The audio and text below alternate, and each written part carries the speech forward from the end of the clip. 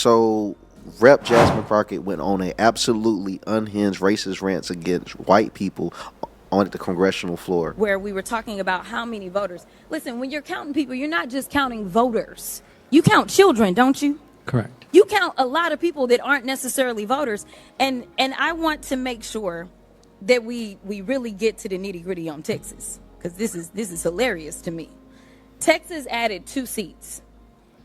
In 2020, according to the census, and we know that there was a significant undercount, specifically in Texas, for a combination of reasons, but we know that specifically Texas added 4 million people. Of those 4 million people, do you want to take a guess at how many were Anglos? Just a guess. I'd say a majority. 180,000. That's it, of 4 million. 95% of the people that were added, and we know that when it comes to minority populations, they tend to be undercounted. So get this, we added 4 million people. They were people of color. Texas got 2 new seats. So they took those black and brown and Asian bodies, and guess what? Do you think that we got a new black, brown, or Asian seat? Somehow, the way that they do their Republican math in this... You see, this is what they do. The Democrats like to have black people play these characters instead of be themselves authentically. After this video, you're going to see that Jasmine Crockett actually doesn't really speak like this, that this isn't really her character. She's actually pretty well presented, at least when she attempts to be. But the question would leave me to wonder, and I hope the viewer as well, is to why would they have them play these characters? It's because it's what they think the voters are. It shows how much they don't respect us. They truly believe we are a mammy this, a mammy old black woman type. They think we're still in the mammy days. They still think we in the shucking and jiving days because they want us to put on a show. They want black people to represent, or at least I should say black politicians and black people in media, the Democrats. They want them to represent the lowest denominator of black culture, because they believe that is what the majority is, and that shows that their party can't really represent the greater good, because it doesn't represent what Americans should strive to be, but it's actually representing what Americans should avoid. State of Texas, that amounted to 2 new white seats. Guess what? White Republican seats. We got 2 new Republican seats out of 4 million people of color. So let me tell you, they love to use our bodies to apportion us in an inaccurate way. Another thing is the dramatics. So if you guys notice with my content, I typically don't try to be extremely loud, and I'm kind of like a chill person, because the thing is, that's mainly because of Democrats and media. They want, if you're black, to be the most vibrant person in the room. They want you to be the loud, animated, throwing your arms, this and that. That's how you can tell you're getting paid to be a character. They gotta be the most animated person. She's not really being a politician. She's more like an entertainer. This whole scenario is like entertainment. It is disrespectful to anyone that wants to be black and respected, because it leaves people to believe that we are just entertainers, that we can't be taken serious beyond just being loud, funny, animated. And these Democrats, they put them in positions where millions of Americans, millions of people across the world are watching them and say, well, that's what a black woman is. That's my real problem with the whole situation. Like I said, it's a character that represents what we should be striving not to be, opposed to what we are. Way. In my mind, I'm thinking, I just got to Austin, and I had to be 5. And so this, for those that don't know, this is actually Jasmine Crockett, however you say, Crotch, I don't know, however you want to pronounce it. This is her before the propaganda, before the Democrat Party chose her right before Kamala Harris' election to be their next big thing. This is their next AOC, and I've said this time and time again. They select you, they tell you what character you play, they put you on the world stage, it's time to play. This is who she was before. People to get here. I don't know about this. So y'all don't know what white privilege looks like, but I'm gonna show you a little bit of something. It's a huge... You see the stark contrast? You see how different these two? Same woman. Responsibility. You know, the congressional seat is over 4 times as large as my House seat. I'm trying to get clarification. Look at, calm down. Calm down. No, because this is what y'all do. And I was just starting to get into the rhythm of doing constituent services. They send them to Texas, they send them to Florida. Every deplorable state that we can think about, they usually coming out of y'all's think tank. There was someone that talked to me and said, In fact, a former ambassador in the Clinton administration. Please calm Don't down. tell me to calm down. Calm down. Because y'all Please talk calm noise down. and then You're can't out of take control. He said, Jasmine, what you have to realize is that if you are really going to make change, it's not going to be in the Texas House. He said, you did a great job playing defense, but you have a chance to play offense. They are turning they are turning politicians, black politicians, into streamers, clip formers. I don't know if you guys remember the former congressional Bowman, the fire alarm man. So with Bowman, we have to remember that he was extremely loud, raising his fists and stuff for his re-election out there in New York. And Jamal, he went viral for being loud. He went viral for being an absolute fool.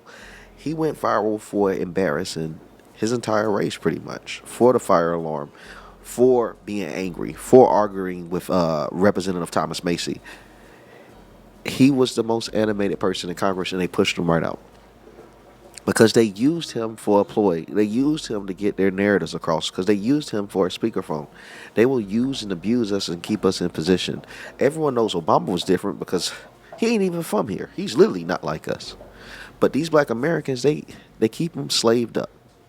The ones that they do have, and they barely put them into power. Most of them be foreigners. So it's all different states of control. And like I said, if people look at the TV, right, and you're a young black girl, and you see Jasmine Crockett, right, and you see her on TV more than any other black politicians, what do you say as a black girl? This is what I have to be successful. So not only does it display what they believe we are, what they want us to be, it also tells the young girls, impressionable young girls, if that's what they should be to be able to be on a congressional floor. And how can you blame them? That's the example that's being set. Someone on this committee then starts talking about somebody's bleach blonde, bad built butch body that would not be engaging in personalities, correct? Motion to I had strike no those idea words. what you just said. The management, so to speak, changes. It's not just always one party that has everything. I And did it just first. voted to do Y'all it. did it first, so you don't want to talk about it. Voted to do it. Order. He said, if you really want to make real change, you really need to consider it. Because if I Look, Chairman, if I can we come send and her talk outside to shit take a about break her, for 5 y'all minutes? gonna have a problem. He said that we've got these cities and these towns.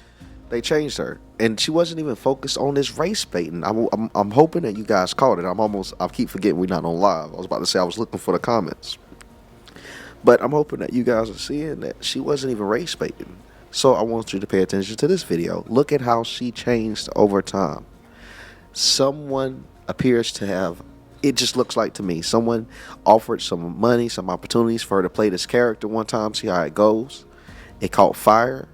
They continue to do it more and more. And now we are to where we are today. She's on the congressional floor, as we see today, blaming racism about things that has nothing to do with race. Over losing seats in Congress over race.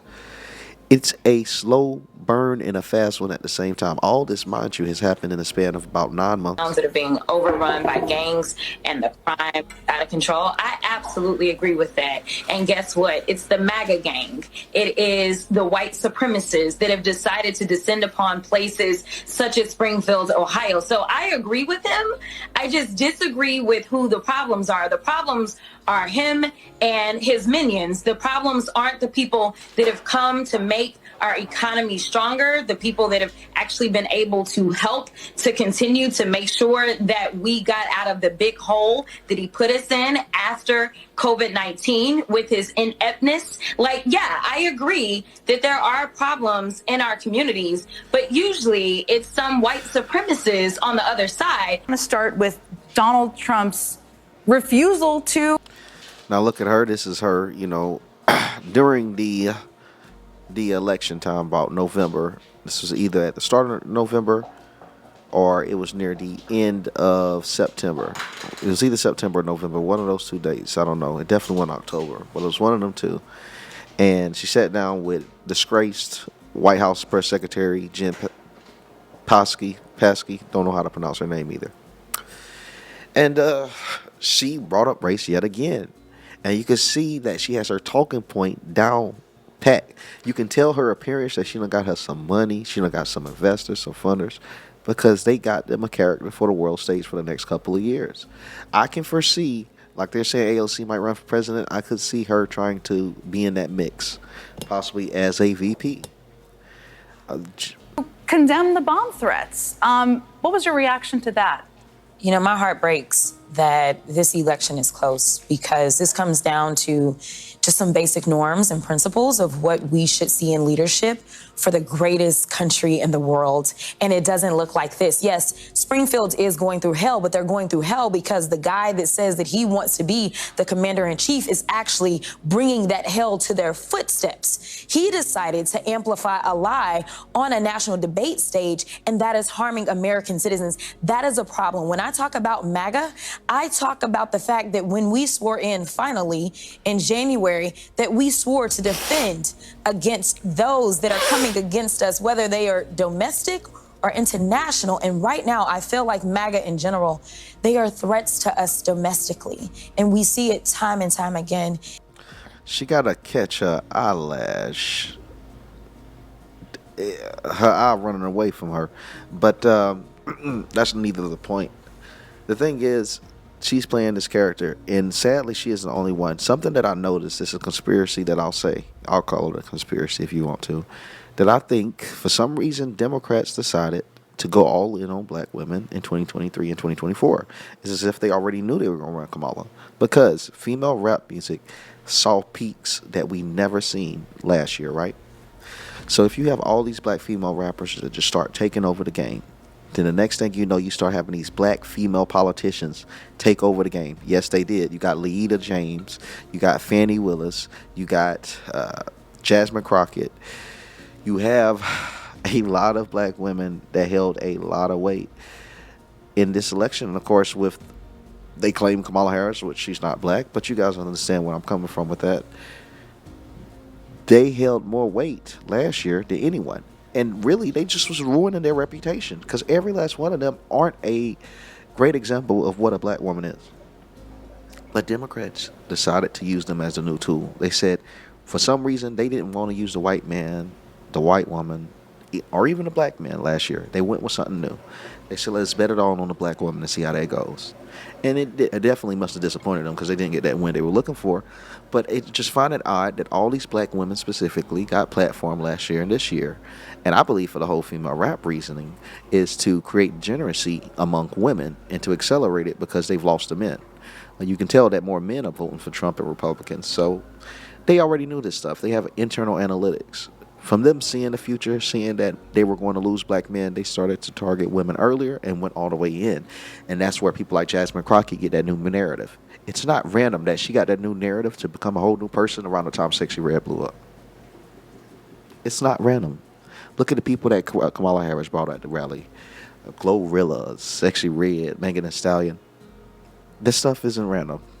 Not in my opinion. And I think that's why you see so many national leaders, whether they're Republicans or Democrats, coming together to say there is only one person qualified to be the commander-in-chief, and that is Kamala Harris. No question. Being drawn by the statute. That was sort of like the... And so, to continue, as I said, I forgot I put her in here, but I'm glad I did. I forgot to mention Ketanji Brown, the Supreme Court Justice. Yet another problem. So she came out with this absolutely absurd statement comparing transgender surgeries, whatever. I don't even want to get off the algorithm, but comparing these surgeries, transitional surgeries, to interracial relationships. And this is yet another black woman spreading narratives that just doesn't even match them or their culture. But they are being platformed in front of all of the masses very recently for some reason. When Democrats like to play ball, they go all the way on one strategy. And it's obvious that they're using black women for this strategy. And I can expect to see less of them going into next year. I truly do believe they're going to start targeting the Indian audience and start trying to have more Latinos because of how the Latinos straight up showed up and the rise in dominance in Indians in American culture.